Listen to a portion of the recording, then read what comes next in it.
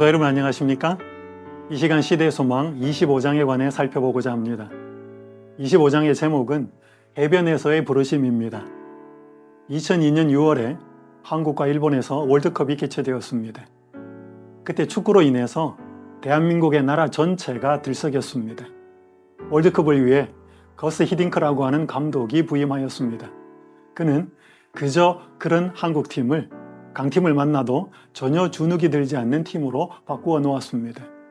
그는 선수들이 경기에 졌을 때 투지를 칭찬했고 이겼을 때 조직력이 불안했다고 지적하였습니다. 그는 숨은 진주를 발굴하였고 거품이 낀 기존의 유명 선수를 팀에서 제외시켰습니다.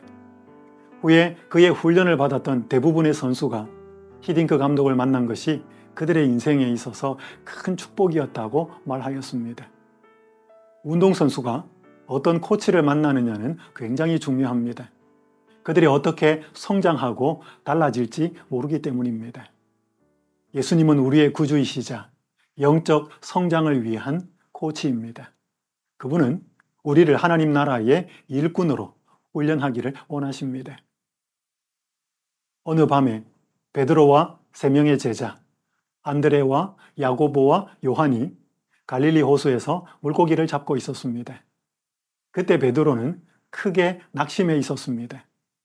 예수님을 증거하던 침례 요한이 감옥에 갇힌 지 6개월이 지나고 있었습니다. 그런데 예수님은 그를 위해 아무것도 하지 않는 것처럼 보였습니다. 예수님을 향한 종교 지도자들의 반대는 갈수록 심해졌습니다. 베드로는 예수님을 따르기로 한 자신의 결정에 별 비전이 없는 것 같은 의심이 들었습니다. 그런 예수님을 따른 후에도 가끔 이전 일을 하면서 돈을 벌었는데 그날따라 물고기마저 잡히지 않았습니다. 어느덧 새벽이 되었습니다. 예수님이 잠시 쉬기 위해 해변으로 오셨는데 모인 군중들을 위해 베드로의 배를 빌려 말씀을 전하셨습니다. 후에 말씀을 마치신 예수님은 베드로에게 깊은 데로 가서 그물을 내려 고기를 잡으라고 하셨습니다.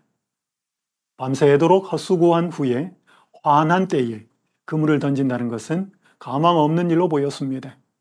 왜냐하면 갈릴리에서는 낮이 아닌 밤에 물고기가 잘 잡혔기 때문입니다. 그러나 베드로는 예수님의 말씀에 순종하였습니다. 선생님, 우리들이 밤이 새도록 수고하였으되 잡은 것이 없지만은 말씀에 의지하여 내가 그물을 내리리이다. 그 결과 베드로는 그물이 찢어질 만큼 물고기가 가득 잡힌 것을 보게 되었습니다. 마틴 루터가 이런 말을 하였습니다. 세상을 움직이는 힘은 희망이다. 새로운 종자를 얻는다는 희망이 없다면 농부는 밭에 씨를 뿌리지 않을 것이다. 생명이 탄생한다는 희망이 없다면 젊은이는 결혼하지 않을 것이다.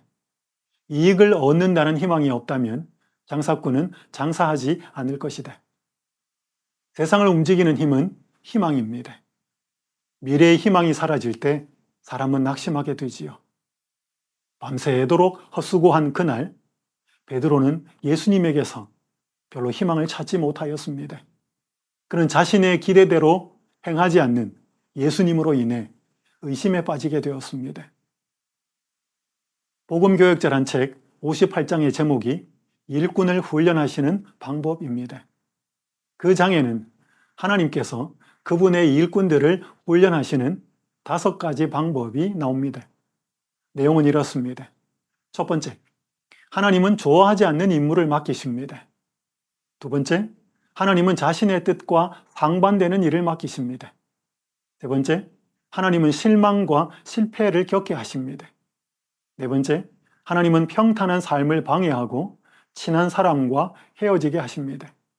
5번째, 하나님은 안정된 생활을 방해하십니다. 성도 여러분, 하나님의 이런 훈련을 기꺼이 받아들이시겠습니까? 하나님은 왜 이런 방법으로, 사람이 별로 좋아하지 않는 방법으로 그들을 훈련하실까요? 하나님이 일꾼을 훈련하는 3번째 방법이 사람들로 하여금 실망과 실패를 겪게 하신다는 내용이었는데 복음교역자 269페이지에 이런 말씀이 기록되어 있습니다. 하나님께서 어떤 자들에게는 실망과 또는 실패에 빠진 듯한 형편을 당하게 하심으로 훈련하신다. 그것은 그들이 어려움을 극복하는 법을 알게 하시려는 것이다. 하나님은 때때로 사람이 실망과 실패를 겪게 하십니다. 그것은 그들이 어려움을 극복하는 법을 알게 하기 위해서입니다. 그것은 자신이 아닌 예수님을 전적으로 신뢰하는 법을 배우게 하기 위해서입니다.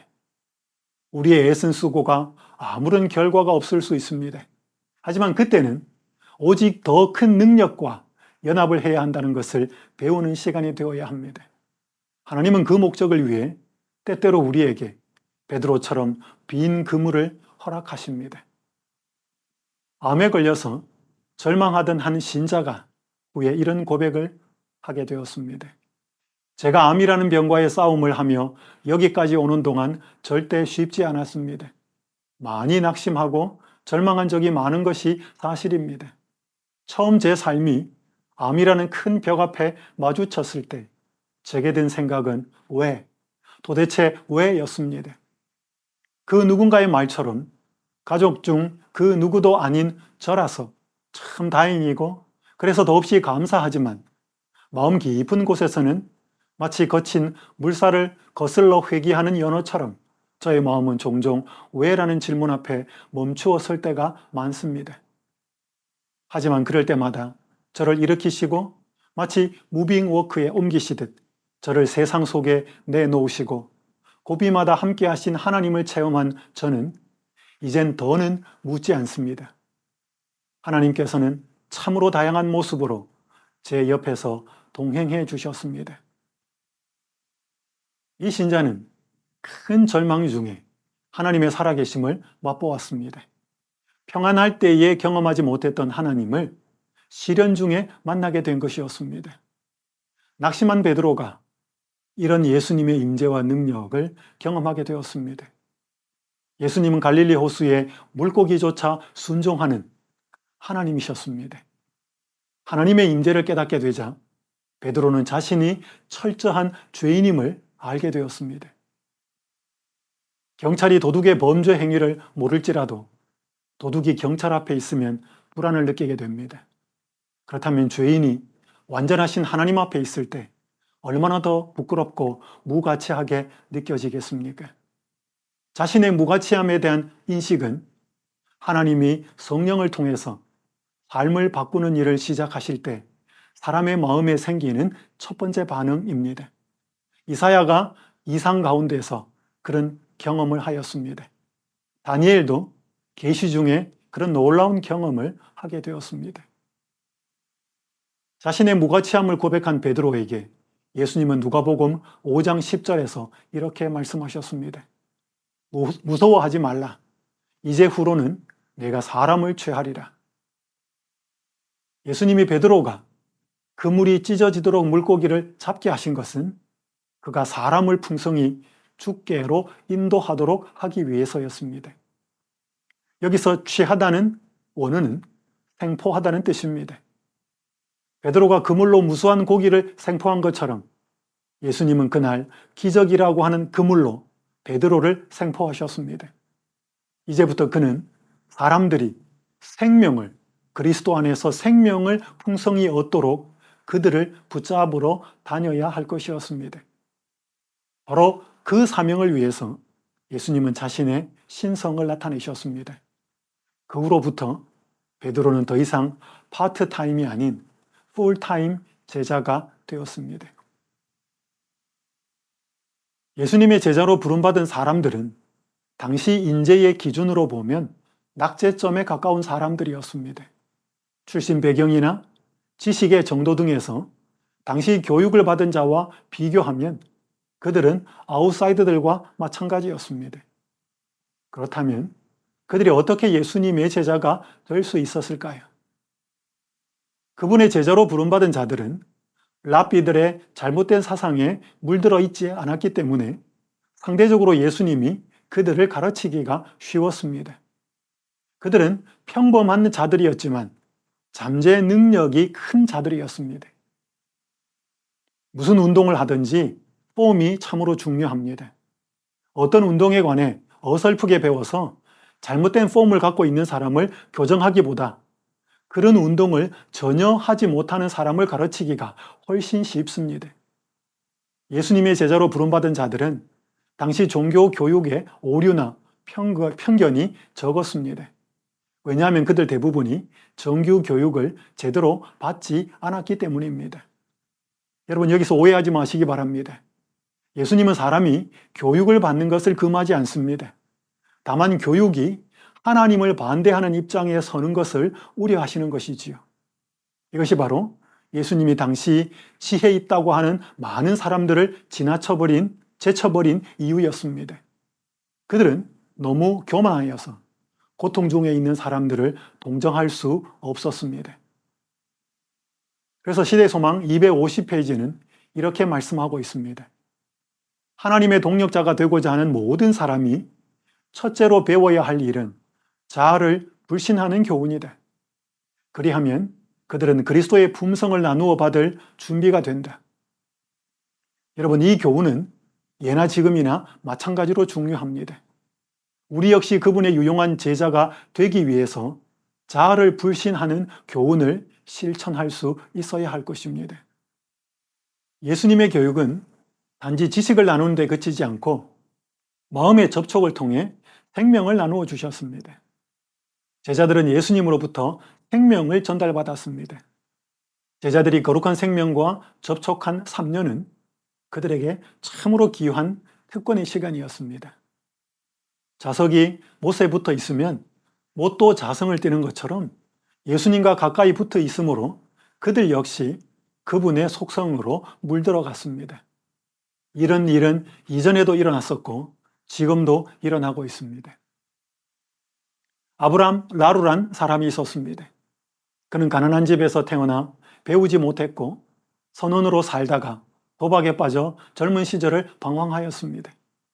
그러다 50세에 재림 신자가 되었는데 그는 진실한 신자가 되었습니다. 그가 한 목장에서 일을 하면서 받은 진리를 다른 사람들에게 열심히 전했습니다. 그러나 8년 동안 아무런 결실이 없었습니다. 그러나 그는 포기하지 않았습니다. 그러던 그가 W.C. 그레인저라고 하는 교사를 만나서 재림 기별을 전하게 되었습니다. 침례교인이었던 그가 진리를 받아들였고 그 이후에 엘렌 화이트의 요청을 받고 힐스버그 삼육대학, 지금은 PUC 대학이 된 그 전신이었습니다. 그 학교의 초대 학장이 되었습니다. 어느 정도 시간이 지난 후에 그는 학장직을 그만두고 일본에 선교사로 갔습니다. 그가 일본에서 전도한 최초의 사람이 쿠니야 히데였습니다. 그는 일본인 최초의 재림 신자였고 후에 목사가 되었습니다. 그가 어느 날 고베에서 하와이로 이민을 가려던 한국의 이응현, 손흥조 두 사람을 만나 성경을 가르치게 되었고 그들은 후에 침례를 받게 되었습니다. 두 사람은 한국인 최초의 재림 신자가 되었습니다. 이응현은 하와이로 이민을 갔지만 손흥조는 신체 검사에 불합격해 한국으로 돌아오게 되었습니다. 돌아오는 배에서 임기반이라는 사람을 만나 복음을 전해 그도 재림 신자가 되었습니다. 그들로 인해 한국 땅에 재림 기별이 퍼져나가게 되었습니다. 그 결과 여러분과 저도 지금 재림 신자가 되어 있습니다. 여러분, 아브람 라루라고 하는 그 한 평범한 신자가 자신이 받은 빛을 신실하게 전하려고 애를 썼을 때 하나님은 그를 통하여 놀라운 일, 수많은 큰 일들을 행하셨습니다. 하나님은 우리를 통해 지금도 이런 일을 행하기 원하십니다. 날마다 자아를 부인하며 하나님의 훈련을 받아들인다면 그분은 우리를 합당한 제자로 만들어 주실 것입니다. 시대소망 250페이지, 251페이지에는 이렇게 말씀합니다. 그리스도를 가장 사랑하는 자는 가장 많은 선행을 행할 것이다.